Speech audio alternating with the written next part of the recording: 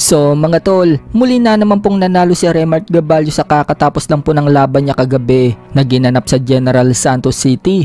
Pa-event po yan ng Sandman Promotion. Round 3 lang po ang tinagal ng kalaban niyang kapwa Pinoy na si James Pagaling. 2 beses pinabagsak ni Gaballo si Pagaling, isa sa round 2 at isa sa round 3. Puro body shot po ang nagpabagsak dahil sa panalo ni Gaballo. Yan na po ang 2 sunod na impresibong panalo niya mula na ma-upset po siya ng Mexican fighter na si Ken Bon Torres noong nakaraang buwan ng May. Sayang nga mga tol dahil siya na po ang mandatory sa WBO Bantam, subalit nasilat pa siya. Pero ngayon muling bumabangon si Gaballo at asahan po natin na tuloy-tuloy na naman ang pag-angat niya sa ranking. Samantala, panalo din po si Dave Apolinario na napalaban sa card na yan kontra sa kapwa Pinoy na si Jenny Boy Boca.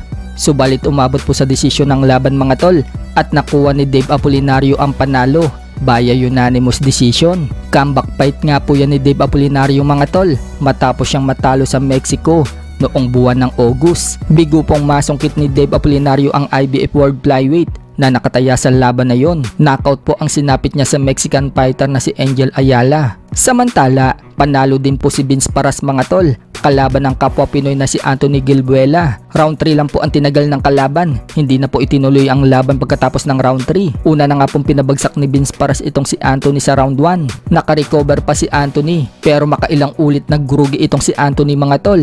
Kaya pagkatapos ng round 3, hindi na itinuloy ng corner yung laban. Kaya nakuha ni Vince Paras ang panalo via technical knockout sa round 3. Hindi na naman po nakaligtas ang 2 round girls kay Vince Paras at niyakap niya ito. Hindi pa nakatiis si Vince Paras, hinalikan pa niya yung kamay at umakbay pa. Sa kabilang banda naman mga tol, matapos pong banata ni Jason Casimero si Carlos Martin ng sunod-sunod sa social media nito lang mga nakalipas na araw. Ngayon naman, mismong si Janrel Casimero na ang bumanat kay Carlos Martin. Sa live po kasi ni Cuadro Alas mga tol, minaliit niya ang kakayanan ni Martin. Wika ni Cuadro Alas mga tol, wala umanong tahal itong si Martin at wala pa daw sa kalingkingan niya. Marami pa daw kakainin na bigas itong si Martin. Hindi nga rin daw bagay kay Martin mga tol ang mag-angas. Kay Ronnie Baldonado pa nga lang daw na tune up fight ni Martin. Bumagsak na daw agad siya. Kung hinataw nga daw ni Baldonado si Martin, baka hanggang doon na lang daw si Martin. Dagdag pa ni Casimero mga tol, real talk daw. Mas malakas pa daw ang tinalo niyang si Saul Sanchez kaysa daw kay Carlos Martin.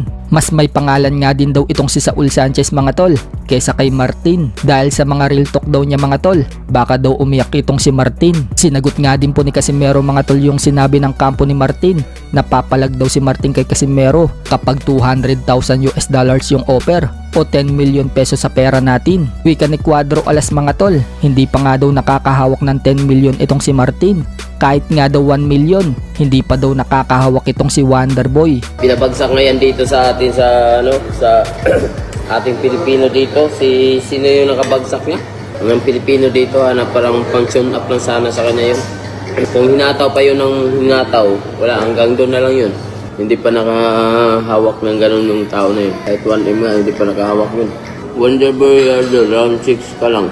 Walang tahal yun, wala pa yung tahal. Malabo yan.